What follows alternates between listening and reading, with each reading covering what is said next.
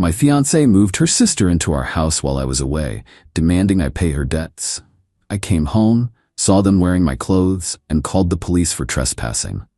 My fiancée screamed, "Family first," as the officers escorted her sister out in handcuffs, and then I, 35 male, just got back from a 2-week work training program out of state. Walked into my house at 11 p.m. last night and found 2 women I barely recognized lounging on my couch, eating takeout from containers spread across my coffee table, watching my TV. Took me a solid 5 seconds to realize one of them was my fiancée. The other was her sister, both wearing my clothes. My fiancée had on my vintage band t-shirt collection, the Nirvana one I got at a garage sale for $200. Her sister was literally wearing my Ralph Lauren bathrobe that cost $180. "Babe, you're home early." My fiancée jumped up, smiled like this was totally normal. I just stood there with my suitcase. "What's going on?" "Oh, so, funny story. My sister needed a place to crash for a bit, and I figured you wouldn't mind since you were gone anyway. She's going through some stuff." The sister didn't even look at me, just kept scrolling on her phone, feet up on my coffee table. "For a bit? Meaning what, exactly?" My fiancée waved her hand. "Like a few weeks? Maybe a month? She's between apartments." "And you didn't think to ask me first?" She laughed. Actually laughed. "Babe, we're getting married in 6 months. What's yours is mine, right? Plus it's family. You'd do the same for your brother." "I wouldn't. My brother's a grown man with his own place." But that wasn't the point. "This is my house," I said slowly. "I bought it before we met. Your name isn't on anything." Her smile faded. "So what? I live here too. I have every right to invite my sister. You live here rent-free because we're engaged? That doesn't give you the right to move people in." The sister finally looked up. "Wow, hostile much? She told me you were cool." I ignored her. "How long has she been here?" "Since Thursday," my fiancée said defensively. "And honestly, she needs help. She's got some debt issues and..." "Debt issues?" "Yeah, like $18,000 in credit cards and a car loan she can't make payments on. I told her you'd help out since you make good money and..." "Stop." I held up my hand. "You told her I'd pay her debts?" "Not all of them. Just help her get back on her feet. Maybe cover a few payments until she finds work." The sister chimed in. "I mean, if you're gonna marry into the family, you should probably be willing to help family, right?" This woman I'd met exactly twice before. Once at Christmas, once at Easter, was sitting in my bathrobe, eating food she didn't pay for, telling me I should bankroll her bad decisions. I pulled out my phone. "What are you doing?" my fiancé asked. "Calling the police." "What? Are you insane?" "Your sister is trespassing. She was never given permission to be here. I want her removed." The sister stood up. "You can't do that. I've been here for 5 days. I have residency rights." "No, you don't. This isn't a rental property, and you're not on any lease. You're a guest who wasn't invited by the homeowner. That's trespassing." My fiancé grabbed my arm. "Babe, please, she's my sister. Family first." I pulled away. "She can be your sister somewhere else. She needs to leave. Tonight." "It's almost midnight. Where's she supposed to go?" "That's not my problem." The sister started yelling. "You know what? You're a selfish piece of garbage. What kind of man turns away his fiancée's family? The kind who didn't give permission for strangers to live in his house." I dialed 911. My fiancé tried to grab my phone. I stepped back. "911, what's your emergency?" "I need to report a trespasser at my residence." The sister started screaming. "I'm not a trespasser. I was invited by someone who doesn't own the property and doesn't have authority to invite guests for extended stays," I said calmly into the phone. My fiancé was crying now. "Please don't do this. Please, she has nowhere to go." "She can go to your apartment. I gave that up 2 months ago when you said I could save money by staying here." That was true. I'd suggested she save money. Didn't mean she could turn my house into a homeless shelter for her irresponsible family. The operator confirmed officers were on the way. 10-minute ETA. Those were the longest 10 minutes of my life. My fiancé went from crying to yelling to bargaining. The sister just kept screaming about what a terrible person I was, how she was going to sue me, how I'd regret this. Then she made a mistake. She went into my bedroom, which I'd specifically told her not to enter, and came out with my laptop and iPad. "If you're kicking me out, I'm taking these as compensation for emotional distress." I held up my phone, recording. So now it's theft on top of trespassing. Got it. She froze. Put them back. Now. Make me. The doorbell rang. I answered it. 2 officers, 1 older guy, 1 younger woman. Evening, sir. You called about a trespasser? Yes, that woman, I pointed to the sister, was moved into my home without my knowledge or consent while I was away. She's refusing to leave and just attempted to steal my electronics. The older officer looked at my fiancée. Ma'am, do you live here? Yes, we're engaged. But is your name on the deed or lease? Well, no, but, he turned to me. Sir, is she authorized to invite guests? Short-term guests, yes, not to move people in for weeks or months without asking. I was out of state for work training for 2 weeks. I came home to find her sister living here, wearing my clothes and being told I'm expected to pay her debts. The younger officer looked at the sister. Ma'am, I'm going to need you to gather your belongings and leave the property.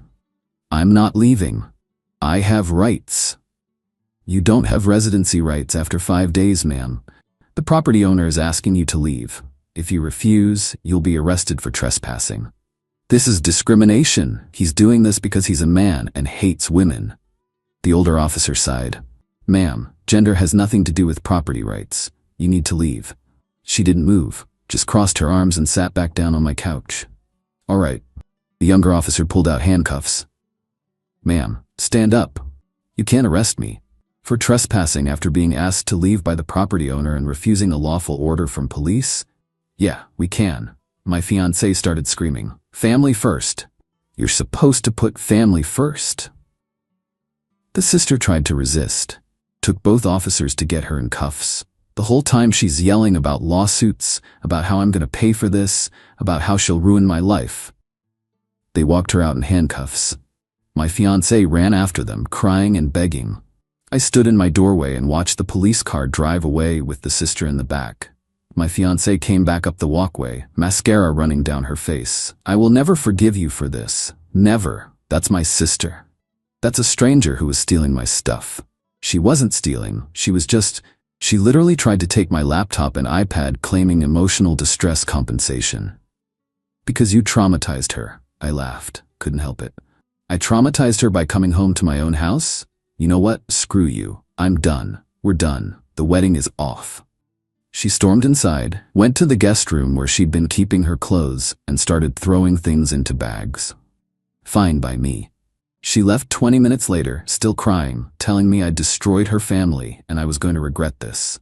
I locked the door behind her, looked around at the mess, takeout containers, her sister's stuff everywhere, my bathrobe on the floor, and just felt tired. Now I'm sitting here at 2 a.m., drinking a beer, wondering what the hell just happened to my life. Update 1, 3 days later. So the night of the arrest, I thought that was it. Relationship over, crazy sister gone, time to move on. I was wrong. Saturday morning, I woke up to 89 text messages. Not from my ex-fiancée, from her mother. A sampling. How dare you have my daughter arrested? She's traumatized. You will pay for her legal fees. She's got a record now because of you. What kind of man does this to family? I replied once, your daughter trespassed in my home, refused to leave, and attempted theft. She created this situation. The response, you manipulative bastard. My daughter told me everything. You knew she had nowhere to go. You invited her to stay and then trapped her so you could have her arrested. We will sue you. I didn't bother responding to that delusion. Then my ex-fiancée texted from a new number. I blocked the old one. My sister spent the night in jail. She has court Monday. You need to drop the charges. No. She could get jail time. Should have thought about that before trespassing and attempting theft. I hate you. Everyone's gonna know what kind of person you are. Sure enough, Sunday afternoon, my phone started blowing up. Apparently, my ex posted a massive rant on social media about how I illegally evicted her sister, destroyed their family, and abused my power as a man to oppress women. The post was getting shared like crazy. People I barely knew were commenting, calling me disgusting, a monster, asking how I could do this to my fiancé's family. I didn't engage, but my best friend did. He posted the video I took of the sister trying to steal my laptop and iPad, along with screenshots of the texts where my ex told me I was expected to pay her sister's $18,000 in debts. The narrative shifted real quick after that. Half the comments changed to wait, she moved her sister in without asking? And he was supposed to pay someone else's credit card debt? My ex deleted the post. Too late though, screenshots exist forever. Monday I got a call from a number I didn't recognize. Answered it. Hi, this is calling from the county courthouse. We have your ex-fiancée here, claiming you need to be present for her sister's hearing? I'm the complainant. Am I required to be there? No, sir, but she's insisting you need to drop the charges. The charges stand. Understood. Have a good day, sir. 10 minutes later, my ex called from yet another new number. Her bail is $500. You need to pay it. I hung up. She called back, and back and back. Finally texted, Fine, I paid it, but you owe me $500. Didn't respond. Tuesday, things got really interesting. I got home from work to find the lock on my front door tampered with. Scratches around the keyhole, like someone tried to pick it or force it. Checked my security camera footage. Thank God I installed those last year. Clear as day, my ex and her sister, Tuesday at 2 p.m., trying to break into my house. The sister had a screwdriver and was trying to pop the lock cylinder. They gave up after 10 minutes when a neighbor came out and asked what they were doing. My ex said, I live here, I just lost my keys. The neighbor bought it and went back inside. I immediately sent the footage to the police and filed an additional report for attempted breaking and entering. Also changed the locks. Again. This time to a smart lock with a code only I know. Wednesday morning, I got an email from a lawyer. Not my ex's lawyer, her sister's lawyer. Threatening to sue me for wrongful arrest, defamation, intentional infliction of emotional distress, and violation of tenant rights. The demand? $25,000 in damages or they'd file suit. I forwarded it to my own lawyer. Yes, I lawyered up after the break-in attempt. He literally called me laughing. This is the most ridiculous demand letter I've seen all year. She has no case. 0. Don't respond. I'll handle it. He sent back a response that basically said, your client trespassed, refused lawful orders to leave, attempted theft, and subsequently attempted to break into the property. Any lawsuit will be countered with criminal charges for the break-in attempt. We have video evidence. Proceed at your own risk. Haven't heard back from that lawyer. But Wednesday night? Oh, Wednesday night. That's when the real crazy came out. I was watching TV around 9 p.m. when I heard scraping outside. Checked my phone. Someone was at my back fence. The camera showed the sister climbing over my 6-foot privacy fence, dropping into my backyard. Called 911 immediately. Stayed on the line. Watched on my phone as she tried the back door, locked, then started trying to jimmy the window, also locked. Officers arrived in 6 minutes. Found her still in my backyard, now trying to pry open the window with the same screwdriver from before. Second arrest. This time for criminal trespassing and attempted burglary. No bail this time. Judge called her a flight risk after seeing she'd already been arrested once and came back. My ex showed up at my door Thursday morning, absolutely losing it. They're keeping her. She's in jail. This is your fault. I spoke through the Ring doorbell. She tried to break into my house. Twice. That's her fault. She just wanted her stuff. What stuff? She was here 5 days. She didn't have time to accumulate stuff. Her phone charger, her makeup, things you refused to give back. I bagged everything she left and put it on the curb the next day. It's not my problem if she didn't pick it up. You're destroying our family. Your sister destroyed herself by breaking the law. Twice. She stood there crying for another 10 minutes before finally leaving. I'm changing my number this weekend. This is beyond exhausting. Update 2. 2 weeks later, buckle up because the entitlement reached nuclear levels and the consequences are finally catching up with them. After the second arrest, I thought maybe, just maybe, they'd back off. Wrong again. The ex-fiancée started a campaign. Not on social media this time. Learned her lesson there, but through mutual friends and acquaintances. She was telling everyone I'd stolen her sister's belongings, that I'd fabricated the trespassing to get revenge because she stood up to me, and that the whole thing was because I'm a controlling abuser who couldn't handle her having family around. Problem for her. Most of our mutual friends actually know me, and when they asked for my side, I showed them the videos. The one of the sister trying to steal my electronics. The one of them trying to break in the first time. The one of the sister climbing my fence the second time. Narrative. Destroyed. Lost maybe 2 friends who decided to stay neutral, which meant believing her. But, honestly, good riddance. Everyone else saw through it. But the ex wasn't done. She filed a police report claiming I was withholding her possessions. She listed expensive jewelry, a laptop, designer clothes, and $1,200 in cash she'd allegedly left at the house for safekeeping. The jewelry? Never existed. The laptop? Hers was a beat-up Dell she'd taken with her the night she left. The designer clothes? She'd never owned designer anything in the 3 years I knew her. The cash? Complete fiction. The cops came to investigate. I showed them the video of her leaving with her bags, invited them to search the entire house, and showed them my security footage from every angle showing she'd taken everything the night she left. Officer actually apologized for wasting my time. People file false reports when they're angry. This is clearly retaliatory. I asked if I could press charges for the false report. He said I could, but it probably wouldn't go anywhere unless I could prove financial damages. Fine. I documented it anyway, added it to the file my lawyer was building. Meanwhile, the sister made bail after 8 days. Someone, probably the mom, scraped together the $2,000. She immediately violated the no-contact order I'd gotten by showing up at my work. I work in IT consulting. She walked right into the lobby, demanded to see me, started screaming about how I'd ruined her life when security tried to remove her. My boss called me down to handle it. I walked into the lobby, saw her being held back by 2 security guards, and just shook my head. I have a no-contact order against you. You're violating it right now. I don't care. You put me in jail. I lost my job because of you. I have court and lawyer fees, and it's all your fault. My boss, to his credit, immediately called the police while I went back upstairs. 3rd arrest.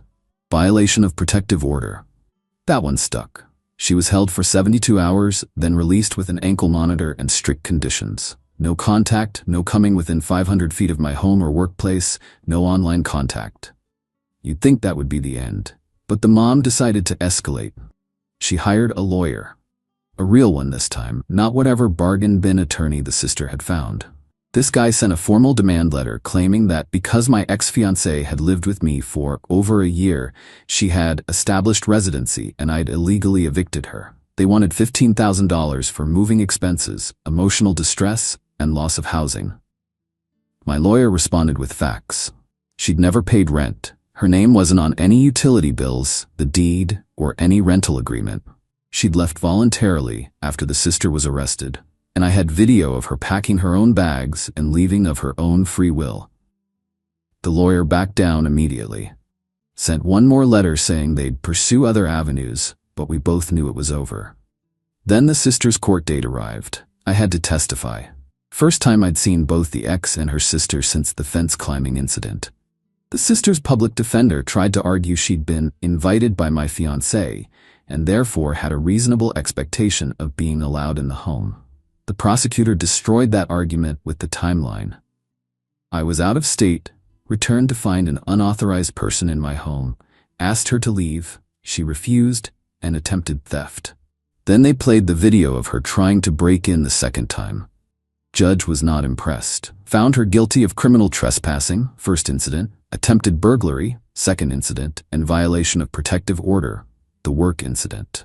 Sentencing, 90 days in county jail, suspended to 30 days served plus 60 days probation, won $1,500 in fines, and mandatory restitution for my security system upgrade, $800, and the locksmith fees, $350. She started crying. The mom started yelling at the judge about how this was excessive and cruel. The judge threatened her with contempt, and she shut up. Outside the courtroom, my ex tried to approach me. My lawyer stepped between us. My client has nothing to say to you. Further contact will result in a restraining order. He ruined her life. She's going to jail. Your sister ruined her own life by committing multiple crimes. Have a good day. We walked away while she screamed at our backs. That was 3 days ago. Since then, the mom called my parents, don't know how she got their number, crying about how their son destroyed her family. My dad told her, my son protected his property from criminals, goodbye. Click. The ex tried to get her friends to brigade my social media. I'd already locked everything down and blocked anyone associated with her. The sister started her 30-day sentence yesterday. I got a notification from the court that she'd tried to appeal, and it was denied. And the absolute kicker? I found out through a former mutual friend that the $18,000 in credit card debt the sister had? Actually closer to $35,000. She'd maxed out multiple cards buying designer purses, shoes, and clothes, then defaulted when she couldn't make payments. The debt collectors had been after her for months. That's why she needed a place to hide. Not between apartments, hiding from debt collectors. My ex had known this. Had known she was bringing someone with serious financial and legal problems into my home, and expected me to just deal with it. Pay for it even. The audacity still blows my mind. Final update, 6 weeks later. It's been 6 weeks since I came home to find my house invaded, and I figured I owed you all a final wrap-up since so many people have been following this mess. The sister finished her 30-day sentence last week. Got out and immediately moved 3 states away to live with some cousin. Good riddance. The protective order is still in effect for another 11 months, so legally she can't contact me anyway. She still owes me a $150 in restitution, court ordered. Haven't seen a penny. My lawyer says I can pursue wage garnishment, but honestly, I just want to be done with this family. I'll wait to see if she pays voluntarily, and if not, whatever. The peace of mind is worth more than the money. The ex-fiancée tried a few more times to contact me through increasingly desperate channels. Had her cousin call me asking if we could talk like adults. Had a former coworker approach me at a coffee shop asking if I'd consider forgiveness. My answer was the same every time. No. She wanted family first? She got it. She's got her sister and her mom. They can all be entitled together, somewhere far away from me. Last I heard through the grapevine, she moved back in with her mother. The mom's apparently not thrilled about having 2 adult daughters living with her rent-free, but that's her problem now. The ex lost her job, different story. Attendance issues apparently, not related to this drama, and without income, she's stuck there. I'd feel bad, except she literally tried to steal from me and let her criminal sister invade my home, so, yeah, no sympathy here. As for me, I'm doing better than expected. First couple weeks were rough, lots of anger, frustration, that feeling of, how did I not see this coming? But therapy's helped. So has the gym, so has spending time with actual friends who don't think I'm a monster for enforcing boundaries in my own home. I've been on a few dates, nothing serious yet, but it's nice to remember that not everyone's a walking red flag factory. My date last week literally said, "Wait, she moved her sister in without asking? While you were out of town?" That's insane. It was refreshing to have a normal reaction validated. Sold my old couch. Couldn't look at it without remembering the sister sprawled on it in my bathrobe, and got a new one. Feels good. Redecorated the guest room too. It's an office now. No more random people sleeping in there. The house feels like mine again. Took a while, but the invasion vibe is finally gone. Biggest lesson learned, trust your gut. I had doubts about my ex before this. Little things, how she talked about money, how she handled conflict, how she'd bend the truth to make herself look better in stories. I ignored them because I loved her, because we'd been together 3 years, because I thought marriage would somehow fix the issues.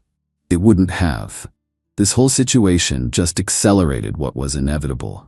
If she could justify moving her sister in without asking, justify expecting me to pay someone else's debts, justify trying to break into my house after we broke up, what else would she have justified during a marriage? Dodged a massive bullet.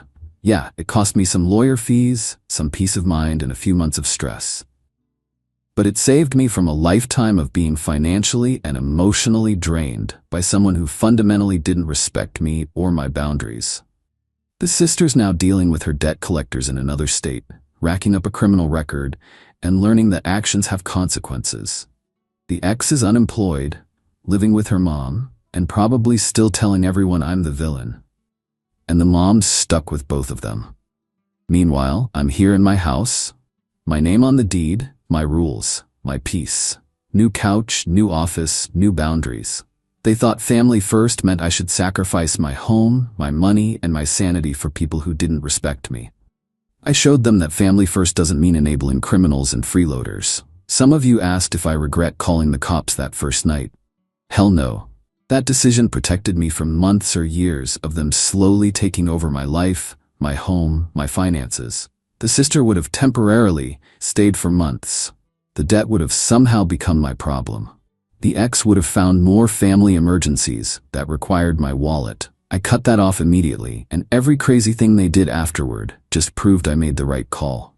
To anyone in a similar situation, your home is your sanctuary. Your boundaries matter. Don't let anyone, family, fiancé, whoever, make you feel guilty for protecting what's yours.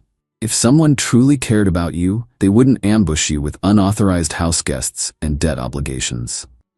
Thanks for following along with this nightmare. Time to close this chapter and actually enjoy my life.